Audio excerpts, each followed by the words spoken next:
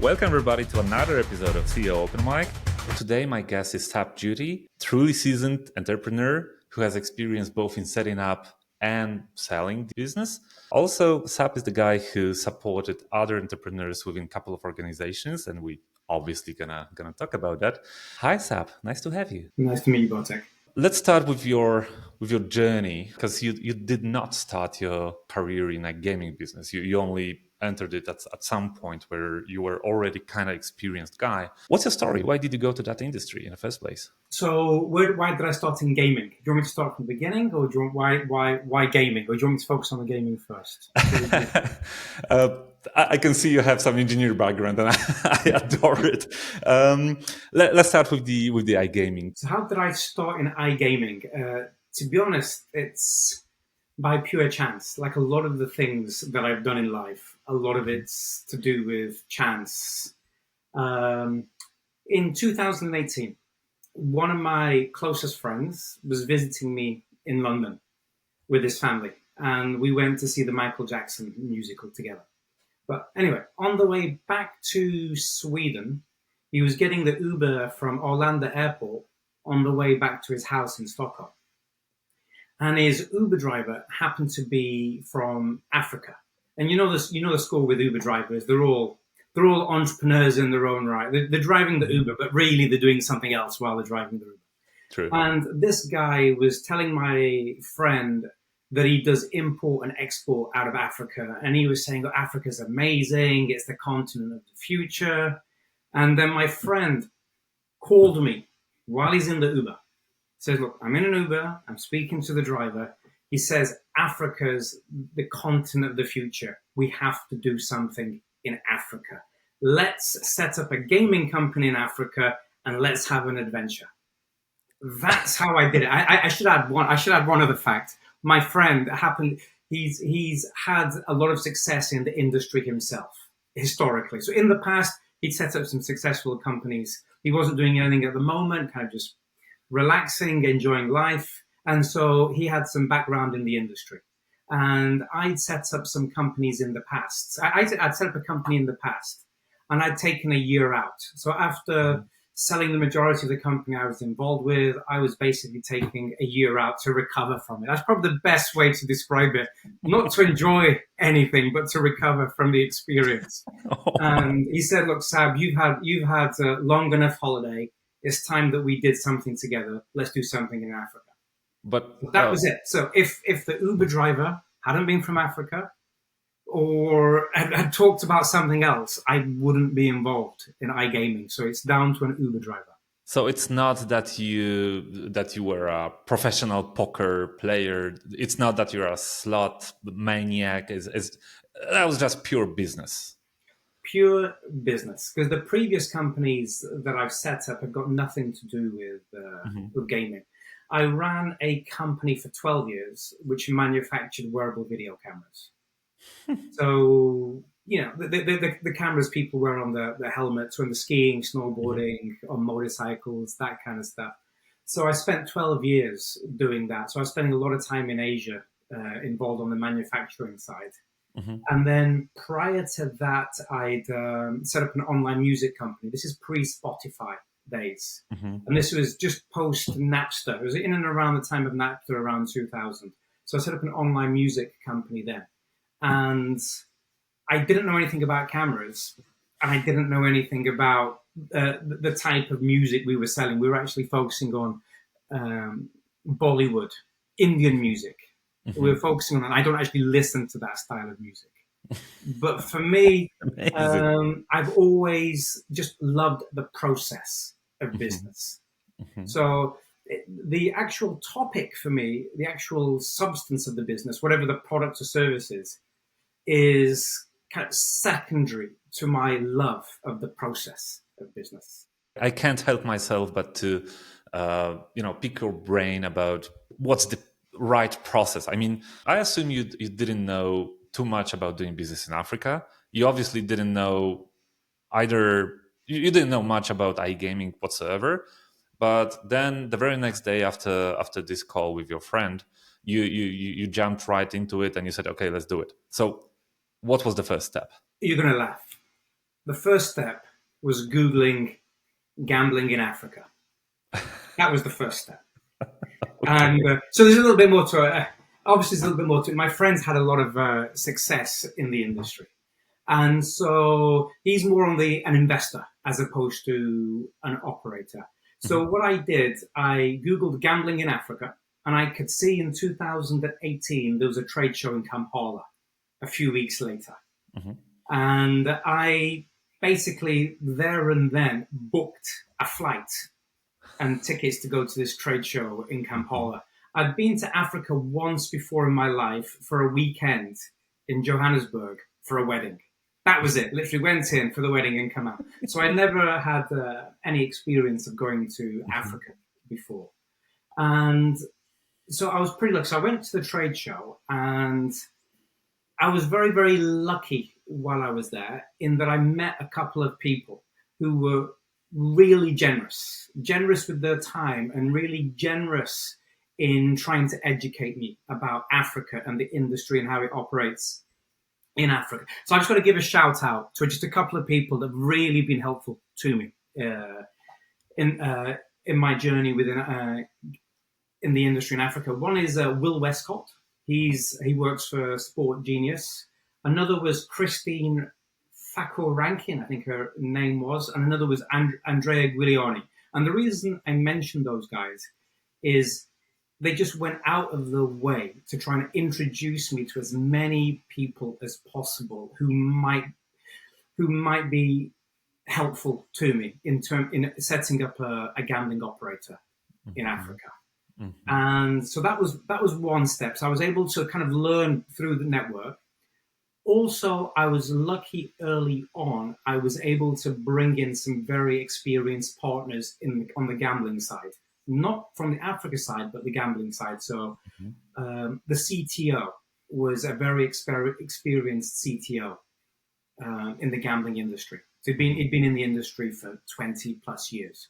Another one was a CFO who was very experienced in the industry as well. So what I was able to do was bring some experienced people around me from the technical side and from the business side. So that was one thing.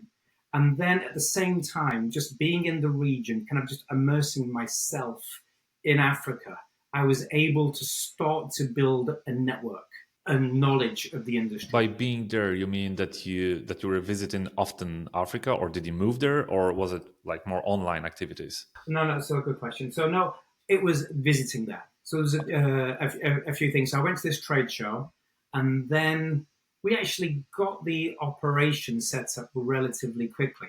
And then in the early days, we actually partnered up with an operator that was already there, and so we were able to do a transaction with an Mhm. operator that was already operating. So we were able to fast track what we were doing and get into the market much quicker than having to do everything from scratch from day one. We had a partner and a product around which we could accelerate our plans in the region.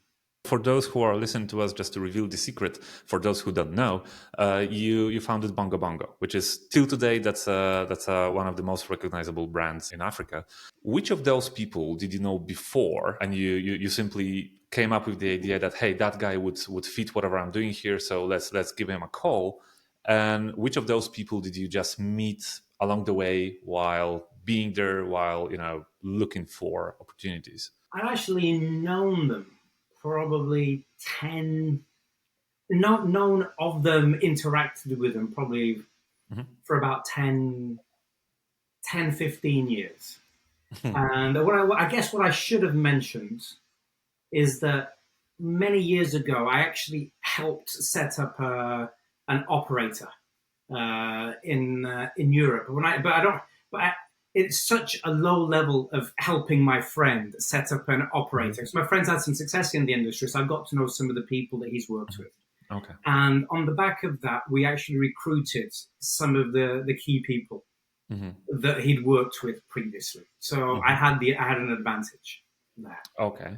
Okay. Percentage wise, would you say? I know you should not calculate, quantify people like that, but when you started, I suppose you have like, I don't know, 10 people. How many of them was from your network that you knew beforehand? And how many of them were like that you've met along the way? in the beginning, it was my network and the network of my network, if that makes sense. So when we brought in the CTO, for example, he brought in some really experienced people that he'd worked with previously. And then what I did is bring in to complement some of the key roles in the organization around me, people that I'd worked with previously on previous businesses. When I'd set up the camera company, for example, I had a co-founder and he joined as the chief operating officer. And the chief marketing officer I'd worked with previously on a different business, I brought him into this business as well. So in the beginning, the core team was people that I knew or had worked with previously. But then obviously as the company grew, as we set up operations in Africa, and then that was all new people. I knew nobody in Africa to begin. Is it safe to assume that you basically follow the principle that it doesn't really matter what you do, it matters with whom you do it? Yeah, I'd say so. And you know, we asked, I talked about the process of business. I just love the process of business. So I think for me, it's linked to that. For me, the process of business is, I guess, step one is working with people that you want to work with, people that give you energy. The process of business for me is you have an idea and then you have a team of people that are all united around that idea. And then just trying to get it to market, trying to get that product market fit, trying to get all the resources around it, just trying to get some traction, trying to get that first customer, trying to get 2 customers in a day, whatever the milestones are. And for me, that process was working with people I enjoy spending time with every day. Yeah, and so that's why I enjoy business, because I get to choose who I spend my time with on a daily basis. I talk about that quite often with my partner that who co-founded Created. We just realized that we spend more time together in this very room where I sit just right now, more than with any other relatives that we have, more than any other significant others that we had along the way. And if we simply did not like each other as human beings, that we enjoy spending time together, it just couldn't happen.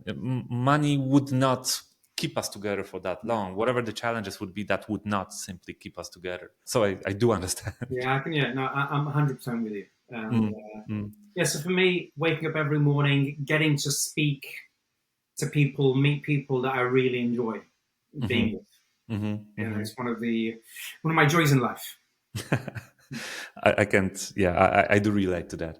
All right, but getting back to the process, I tried to figure out technicalities underneath. So you went to the trade show. Okay, you brought the best people that you thought that's going to be the best for you and for the venture. But then you had to make number of difficult decisions, like.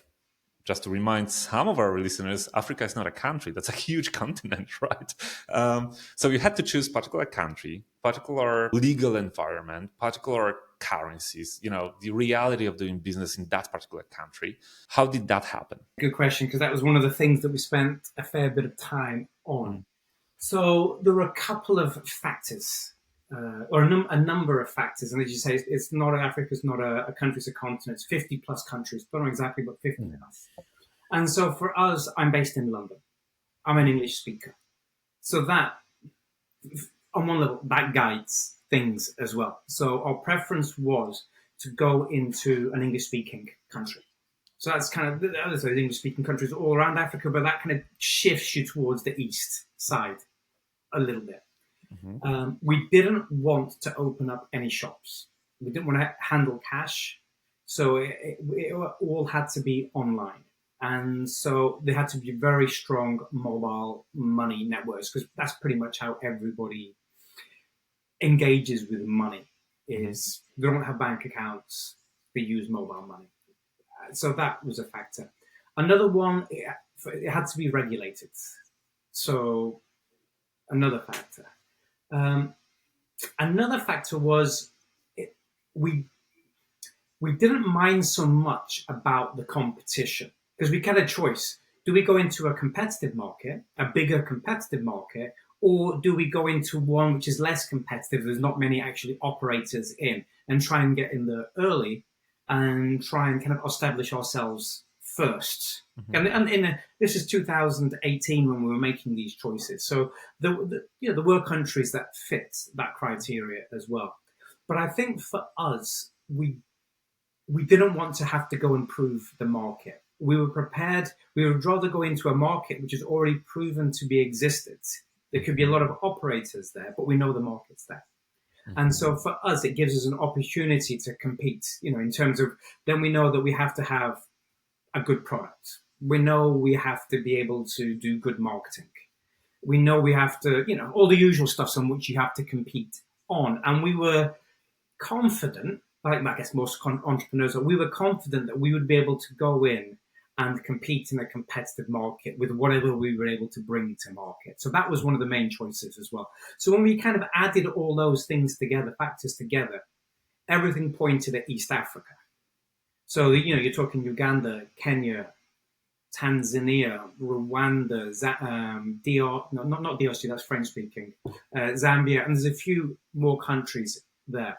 So we decided the region, but then what we had to do, we had to be to a large degree tactical on which one we went with first, Mhm. because the processes of getting licenses can be very time consuming and it can be very complicated. Yeah. And so you go online and they say, it's going to take 6 weeks or 3 months, 6 months to get a license, but that's very rarely the case. So we basically, wherever the opportunity was, so we know where we want, then we were open to which one we went into. And then we ended up with Uganda first, then Kenya, and then Zambia, and then Tanzania. So we hadn't necessarily, they weren't in that order when we first planned it out. That's just the order it became. So actually, to some extent, you do take decisions based on research, based on knowledge, and based on hard data.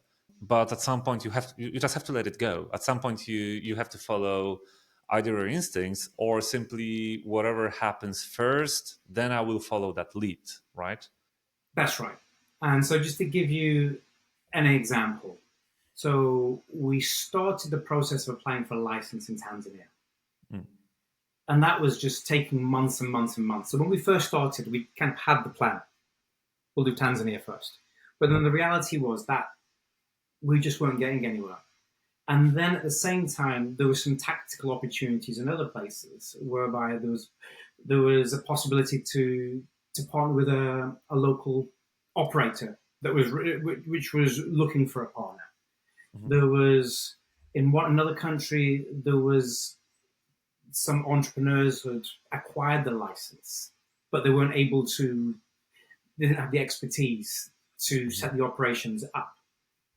So there was opportunities to engage with partners like that.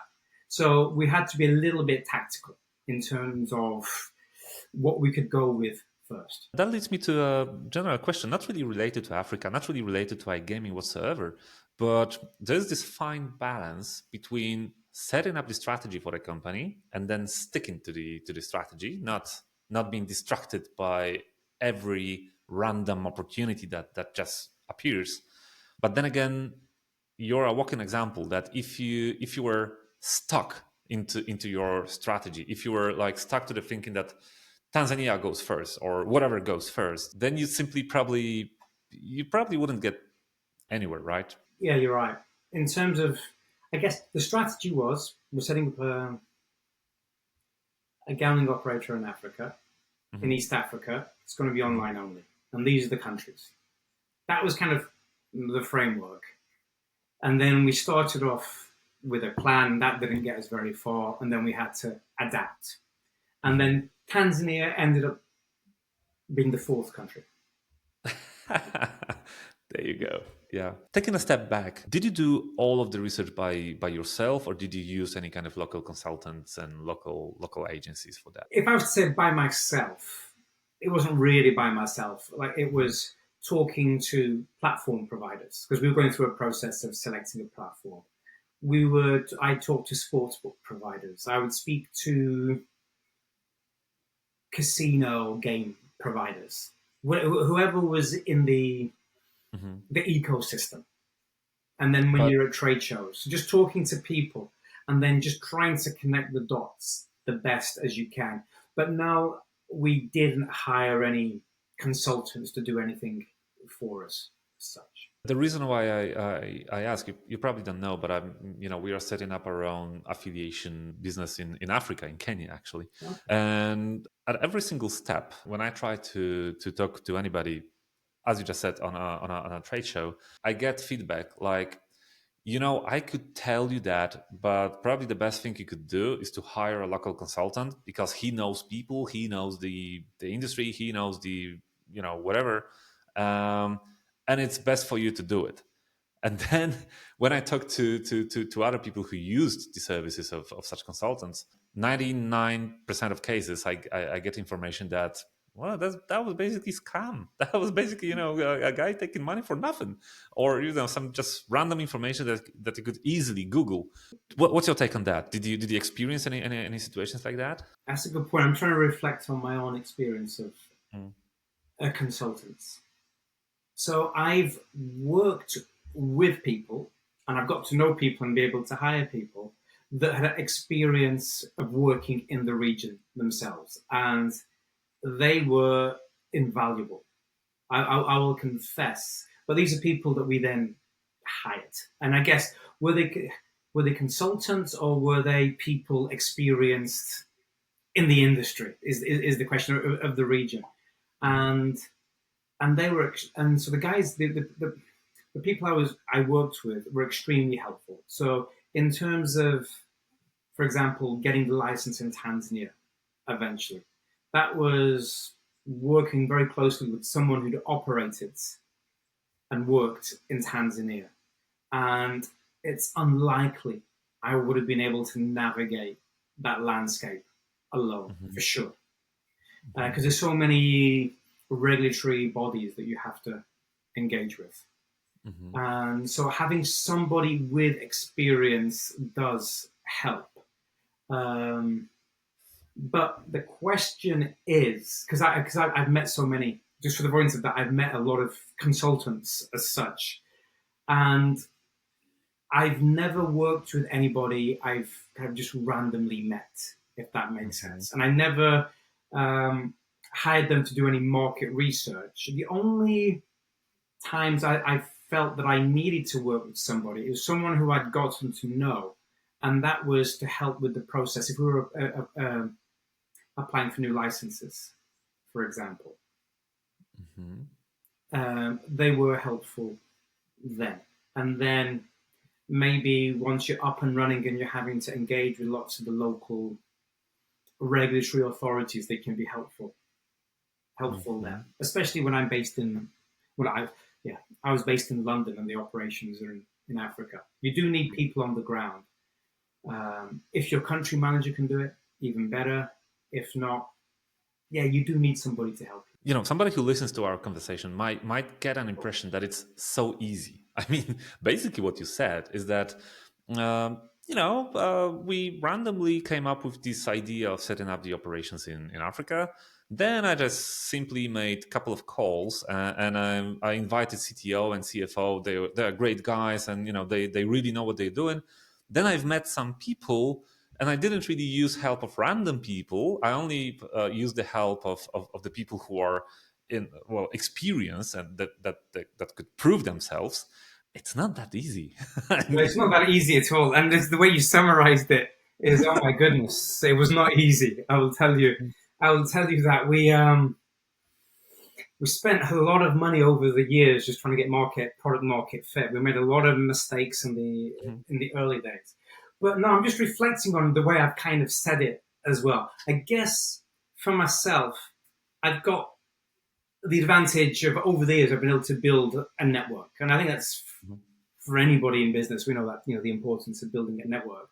So I was able to bring in people from the management team, and that's because I had a co-founder who's very experienced and successful in the industry, and they'd worked with him before, and I knew and I interacted with them previously as Mhm. well.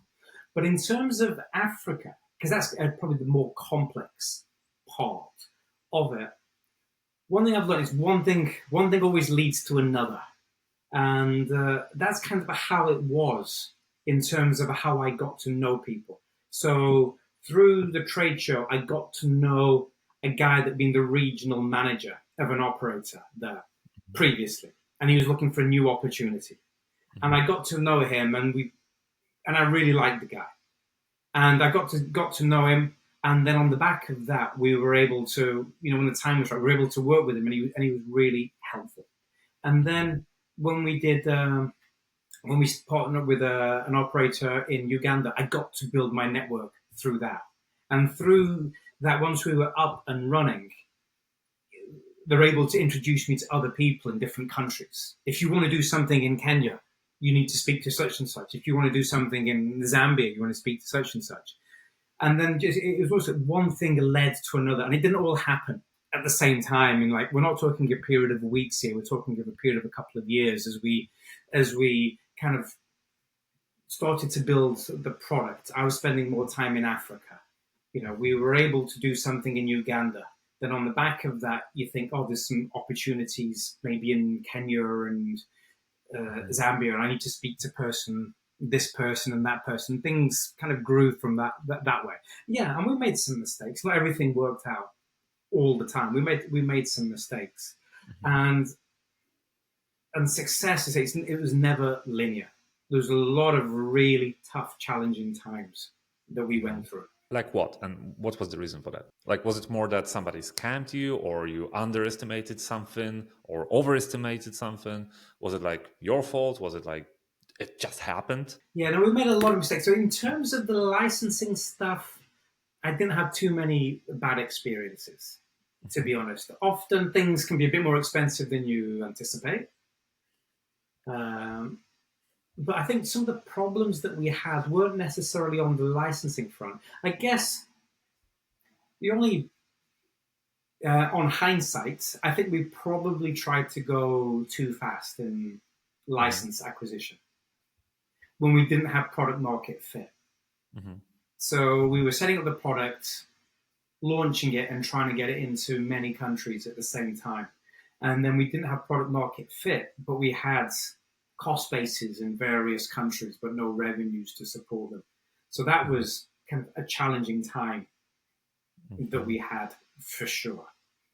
And I can elaborate on that, but if there's any other things, we might get onto that later. I think we will come back to that later. I still wanna stick to the process itself. I mean, using the opportunity that I speak to such an experienced guy, I just wonder how much of the structure did you put at the very very early stages of all of that. So what I'm really asking is that to what extent you were working the YOLO mode, like, yeah, I'll go there depending on who I'm gonna meet, then I'm gonna do this and that. And to what extent did you actually set up some KPIs, some strategies, some milestones to be met? I mean, how did it look like at the beginning? How many documents did you produce actually before setting up anything in Africa? Not many, I guess, is the reality. Not many documents. I think we had a strategy. We knew what we wanted to do in terms of an operator, and we knew the region, and we had an idea of how we wanted to differentiate the product. So we were pretty clear.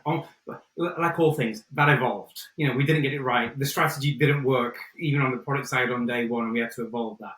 So we were pretty clear what we wanted to do and the region we wanted to do it in.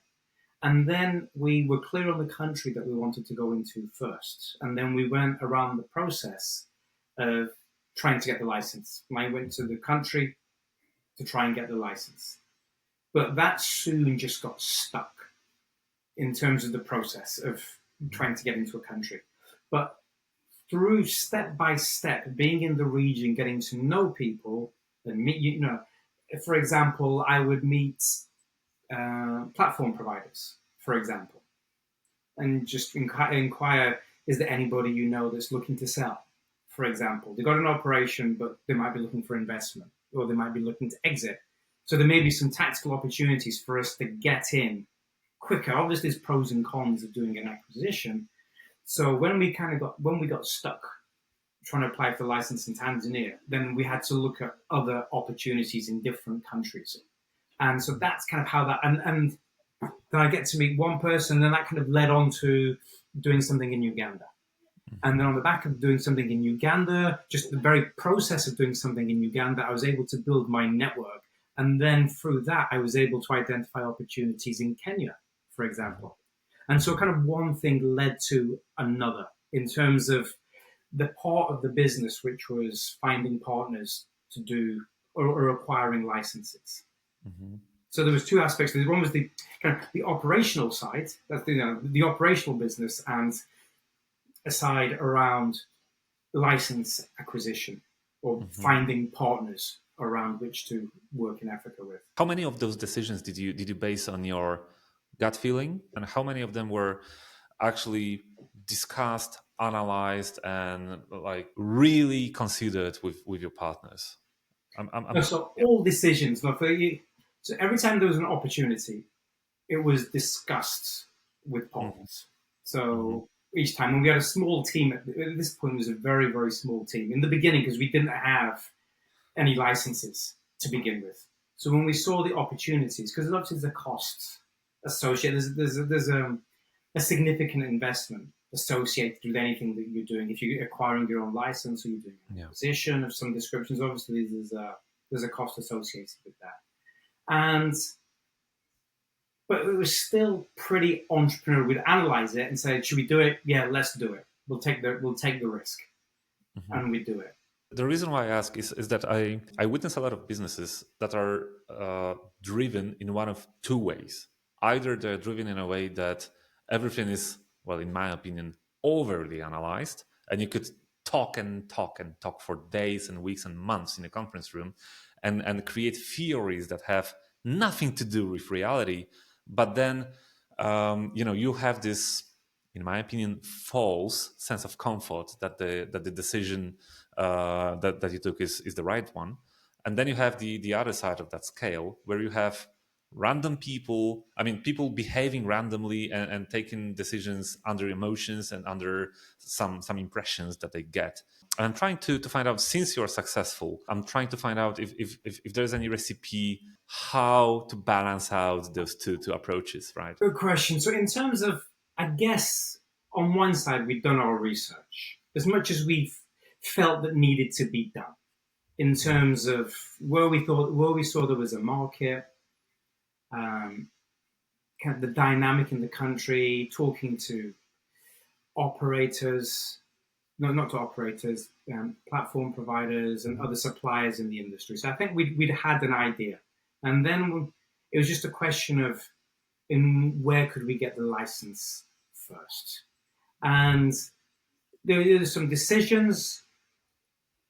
The cost, obviously, there's a cost associated with everything, but I think our general principle is just to have a bias to action. That's something that we're always kind of tuned into, is this bias to action. And so if there's an opportunity, there's always going to be pros and cons. It might work, it might not work. But then to just constantly keep trying to move forward. I'm not sure if I've answered the question. I understand your question in terms of this just, yeah, let's do it. Versus, Yeah. you've got this much analysis. I think we had this much analysis and just a bias to action that we might make some mistakes, but we'll figure it out once we get going. And that's kind of effectively, to be honest, that was kind of the story of our journey in Africa. Is we'll figure it out as we go along. And Mm-hmm. that's been, yeah, that's probably been the reality of my experience there. My impression is that that's the founder's mind, that's the entrepreneur's approach. I mean, my private theory, not really backed with any data, is that this approach that you just said, that let's just do it, let's go and see what happens, and we're gonna take it from there. Only certain types of people could work that way. Majority of the people, they prefer to create very stable, very predictable environment around them, some routines that they follow that makes them feel safe, that makes them feel secure, and the last thing on earth they want to do is to exit that box. And basically what you just said is doing exactly the opposite. Like, let's just go and see. Yeah, but I guess in the context, the thing that made me feel safe in this uncertain environment was my colleagues. Hmm. And so just knowing if we face a challenge and then effectively kind of looking around the room and seeing who you've got on your team when we have those challenges, and do we think we'll be able to work it out when we have whatever the challenges are? Do we think we'll be able to do it? And I think it was just the confidence in the team Hmm. that enabled us to take these risks we were doing. So we felt confident that from a product perspective, we'll Hmm. be able to build a good product. So we felt confident just in terms of just navigating whatever challenges that you might have from the regulatory or whatever it might be. I just felt confident that we had a team of people that would Hmm. be able to navigate it. And it was pretty, we had some really intense challenges, but I like to think we navigated through those. Again, that leads me to a very trivial but again very true conclusion that it's all about people around you. I mean, you could have all processes in the world, all budgets in the world. You could have all the opportunities in the world. If you're not surrounded with the right people that you enjoy working with and that you trust, it's not going to work. As Yeah. simple as that. And we Mm. just had a really strong, tight team Mhm. and really smart, mix of experience of the industry, some Mhm. more mix of kind of entrepreneurial, Mhm. and it was a great combination. Mhm. All right, let's take a step forward because so far we've been talking about you growing and building and growing the operations of Bongo Bongo, but you did step down as a CEO at some point. Why would you do it? I think one thing I learned in the previous business, which I ran for 12 years, there's a difference between a founder and a CEO. Obviously, there's a lot of overlap, and often founders are the CEOs Mhm. and things like that. So for me, there's a couple of elements. One is I really enjoy the pioneering stage. When I was traveling to Africa for the first time. For me, it was a totally new experience, Mhm. and being in a totally different environment, a totally different culture. Uh, it was a very exciting. It was very interesting, and it was very very exciting. And then when you're putting everything together, you're bringing the team together, you're motivating the team, you're trying to get product market fit, you're trying to get those initial revenue targets, you want to get to break even, you want to get to profitability, going through those stages. Mhm. And I really enjoy. But at the same time, when something gets to a certain stage and it's more around operational management and optimization, Mhm. that's not necessarily something I see as something I enjoy or something I'm probably the best at. And Mhm. so that's one element. If I just take it from a personal point of view, but at the same time, with this venture, like I said, I've been very lucky that we've been able to bring in some really, really experienced people into the venture. And some of my colleagues have got experience of scaling businesses, really significantly scaling businesses. And, from my perspective, from the company's perspective, it's great. Get it to a certain stage. And then when you've got your team, there's members in the team that can actually take it to the next level and they're better suited to that. And then Mhm. that for me, that's the best of all worlds. And Mhm. so, as an owner of the company, having the right person to scale the business is is the right thing. And what it does, it enables me to focus on the next thing. So Mhm. I enjoy the process. I enjoy the process of setting up companies. So I did Mhm. Bongo Bongo for about 5 years. I think in the previous business I did 12 when I said I was never going to do something. I never wanted to do something for 12 years again. I think 5 years in a row, and then to create something different. I kind of set myself like every 5 years to try and do something different. If I could, I would ask you five questions simultaneously, but let's start with that one. I can imagine that finding the right CEO of the company that you funded and the company that I suppose you treat it like your little child and you don't want anybody to abuse it. If I were to guess, that was one of the most difficult decisions in the whole history of the company. If that's my guess, because speaking from my experience, getting the right manager for a certain department of the company or certain field in the company, that's difficult already. But to find the right person to oversee everything and take the decisions that could kill the company in like no time, you need to have huge faith in the company, in the person in general on every single angle. So again, speaking about processes, how did you find and how did you choose the right person? Yeah, no. So again, I keep using the expression "I'm lucky." So let me know now. If I just take a step back, if I just take Yeah. a step back on a personal level. So I set up a music company, and then back in 2000, and I sold that company, and I was no longer involved in that company. And I think that was a very painful experience, a very difficult experience. You know, it was a company I founded, and it was my first company. And when I sold that and left that, I found that kind of emotionally tough to deal with. But then I did the camera business for 12 years. And I kind of, in a sense, that was too long. Hmm. And what I should have done in that business is, my co-founder has brought in a CEO to run it much earlier because I kind of, after 12 years, we were going through, like all businesses, a roller coaster of emotions. And so then I regretted running that for 12 years. Hmm. But in this venture, like I said, I'm extremely lucky in terms of some of the colleagues that have joined the company, in terms of colleagues in the management team, investors who are also very operational. You know, I know the CEO for many, many years, 20 plus years, who's very successful in the industry, got a great track record.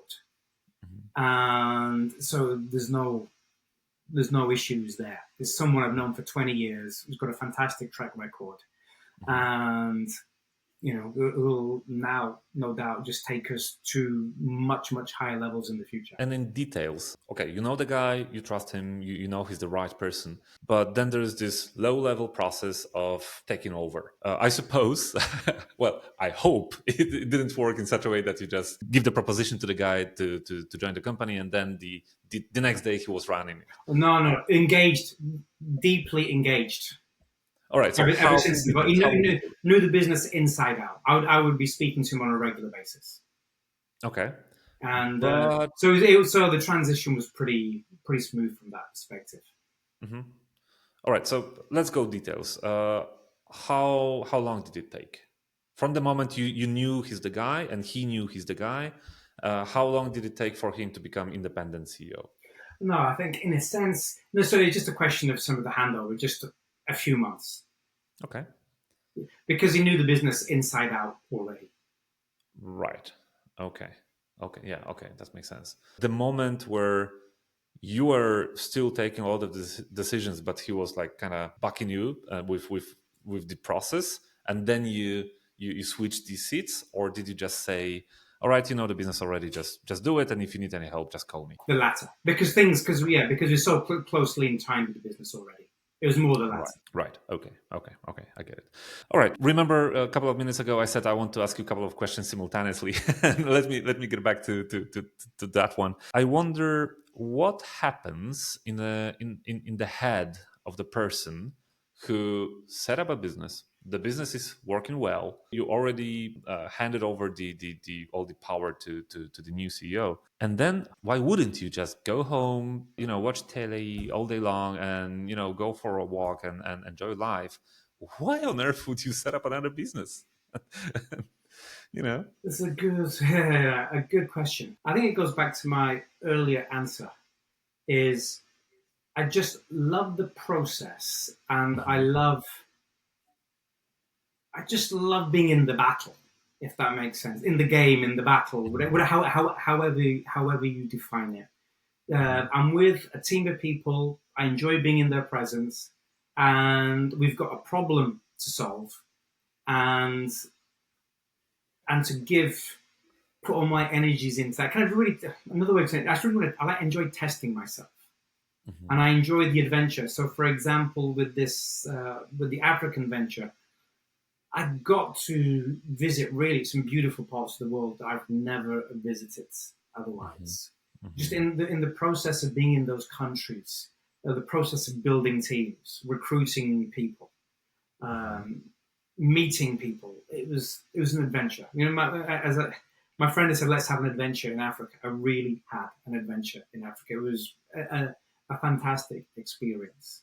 And then with the previous business where I'd set up the camera company or co-founded the camera company, I was spending time in Hong Kong, in China, and this was another completely different culture and environment and work practice to me. And that was an amazing experience as well. Just imagine starting off with a blank piece of paper and then just sketching what a product could look like. Hmm. And then working on its development, then going to the factory, and then you're seeing the production line, and you Hmm. see it all being assembled to get to the end of the line, Hmm. and they've got the finished product. I think that was the one and only time I think I've shed some tears in business is when I was at the end of the production line, seeing the cameras being produced and put into boxes, and just remembering, a couple of years earlier, we just had decided, wouldn't it be great if we could develop some products? So for me, it's just those experiences, and for Hmm. me, it's just a question of, yeah, what's the next experience I'm going But to have? So I enjoy it. I enjoy the process. if I get you right, there's no actually the finish line. I mean, probably with the company that you run right now, at some point you will step down, then you will find another venture to follow. But there's no like point where you'll say, okay, I founded 10 companies, that's enough, I'm done. Time for retirement. I don't think there'll be a finish line as such. It's just the way that I engage with the business Hmm. will be different. And Hmm. so even with I'm working on some new ventures now, and even with those, I wouldn't want to necessarily be the CEO for any period of time, or we've identified a CEO early. So what I'd like to do is, so I've been in it, or I've been doing it, 7 days a week, Hmm.